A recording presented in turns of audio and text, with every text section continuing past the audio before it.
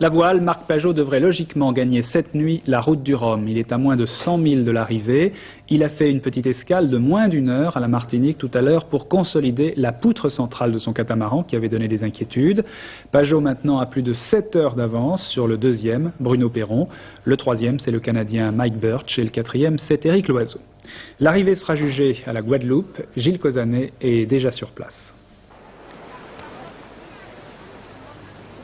Ce n'est pas toujours facile d'être un paradis touristique français installé à 5000 km de la métropole, parce que le tourisme ne peut pas être la seule ressource d'une île comme la Guadeloupe.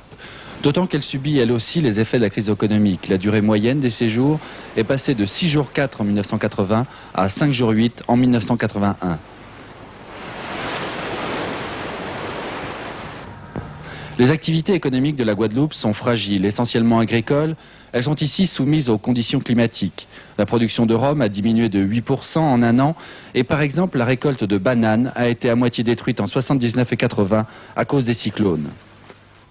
Économie fragile mais aussi dépendante. La Guadeloupe a un déficit de sa balance commerciale de 2,5 milliards de francs, d'où la nécessité pour elle de trouver de nouveaux débouchés, en particulier dans sa zone géographique naturelle. Je crois que la Guadeloupe ne peut pas lutter pour les grenadines, mais pourrait être une base de plaisance en direction des îles Vierges américaines vers le nord. Or, en fait, en Europe, on ne connaît pas les îles Vierges, on connaît les grenadines, alors que du point de vue beauté, c'est aussi beau. Outre qu'elle peut restimuler le tourisme, la route du Rhum a surtout permis de lancer la plaisance en Guadeloupe.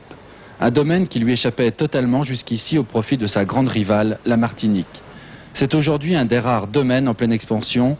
En 4 ans, son parc de voiliers a doublé et le nombre de marinas est passé de 1 à 3. Pour activer économie et tourisme, les opérations de relations publiques ne sont pas inutiles. La route du Rhum en fait partie.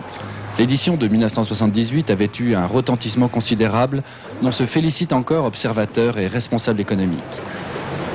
Indéniablement, ça a un impact. Et c'est pour cela que nous avons été, disons, partisans d'une seconde édition, et pour ne rien vous cacher, nous sommes encore partisans d'une troisième édition, encore en Guadeloupe.